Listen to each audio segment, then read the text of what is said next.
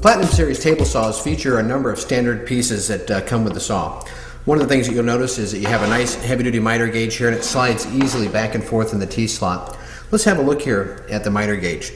Now, we mentioned earlier that it has the T-slot, and that allows you to pull it further back and still have it locked into the table. But what you will also notice is it has these two little gibs right here that are adjustable, so that when you slide it into the saw, you can take up the slop or the play in it. Now, it has a little bit of play right now.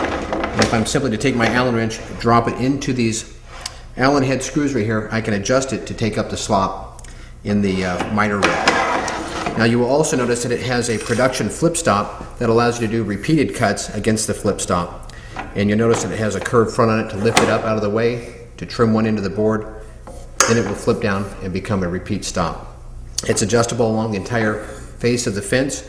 The fence itself is also adjustable on the backside with two little nuts that allow you to space this for either right hand or left hand operations.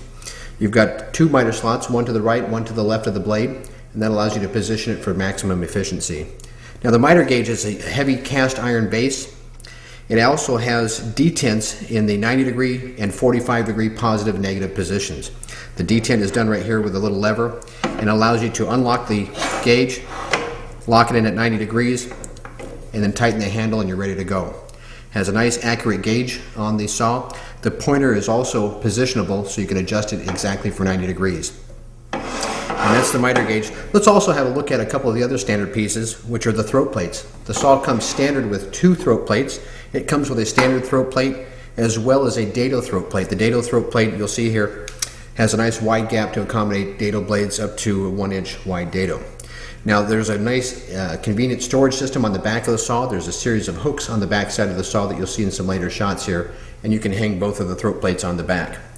One of the things that you'll notice about the throat plates is that they have finger holes to lift them in and out of the saw quite easily. They also have adjustable Allen head screws inside so that you can raise and lower those so that they're flush with the tabletop.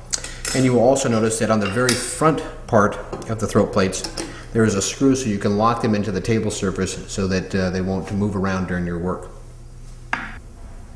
Now, common to both of the Platinum Series table saws is a magnetic starter switch, and this is important to protect the saw and also the operator. If you were to lose power, or if you were to trip a circuit breaker in your shop and the power is to come back on, because it's a magnetic switch, your saw is not going to start up unexpectedly.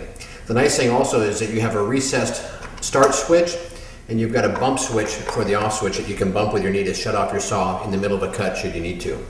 Let's move across the front of the saw here and have a look at a few of the other components. You're going to notice that both of the wheels, the hand wheels on the saw, are cast iron and they're hard chromed. And it makes it a very smooth and very pleasurable operation to move the saw. You're going to notice also that the lock knob on the inside is a knurled knob, and that'll allow you to lock the blade in the up position as well as on the tilt. Let's have a look at the pointer here now. This is the indicator for the blade tilt on the front. It's a very accurate blade tilt indicator. It is also adjustable. When you zero your blade out at 90 degrees, you're going to come down and adjust your pointer to where it's exactly at 90 degrees as well.